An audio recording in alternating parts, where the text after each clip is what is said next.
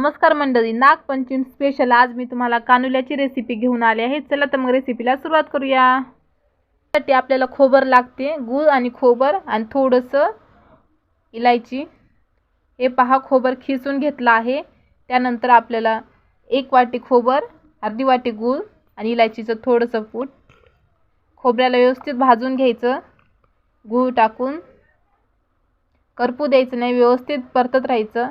नागपंचमीला प्रत्येक जण खेड्यामध्ये सर्वजण गावाकडे ते असे कानुले बनवतात। हे पहा, असं भाजून घ्यायचं, कमी गॅसमध्ये भाजून घ्यायचं। त्यानंतर थोडंसं काजू बदाम पीठ कुटून घ्यायचं आणि मिक्स करून घ्यायचं। आपले कानुले खूप छान लागतात आणि एकदम गावाकडील पद्धतीने आपण बनवणार आहोत।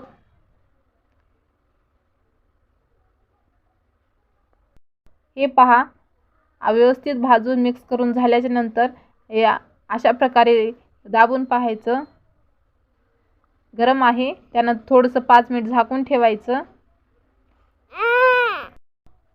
त्यानंतर आपण पाणी गरम करायला ठेवूया, याला वाफवून घेऊया। खाली मी शेंगदाणे टाकले आहेत, तसं पण नाही टाकलं तरी चालतं। त्यानंतर अशी ताटली ठेवायची किंवा परात ठेवायची।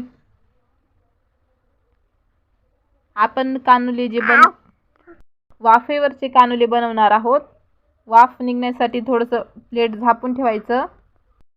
थोडंसं पीठ मी चुरून घेतलं आहे कानुले बनवण्यासाठी। हे पहा, पीठ जास्त पातळ नाही चुरायचं, जास्त घट्टही नाही चुरायचं। मीडियम साईजमध्ये आपण पोळ्या करतो तशा प्रकारे पीठ चुरायचं। छोटंसं पुरी लाटल्यासारखं लाटून घ्यायचं। त्यानंतर 1-1.5 चमचा कानुल्यामध्ये भरून हे पहा, अशा प्रकारे भरून व्यवस्थित पाणी लावून घ्यायचं सर्वकून। आपले कानुले खूप छान बनणार आहेत। असं दुमटून घ्यायचं, त्यानंतर त्याला दाबून घ्यायचं, व्यवस्थित मिक्स करायचं, फुटू नये आपले कानुले। न तळता न उकडता आपण वाफेवरचे कानुले बनवणार आहोत। हे पहा, अशाच प्रकारे सर्व कानुले बनवून घ्यायचे। नागपंचमीला सर्वच जण घरी कानुले बनवले जातात, पण अशा पद्धतीने बनवा, सर्वजण आवडीने खातील। झापून वाफवून घ्यायचे, 5 मिनिटांमध्ये वाफवून तयार होतात। टाइम खूप कमी लागतो। आपले कानुले तयार आहेत, खा प्या एन्जॉय करा।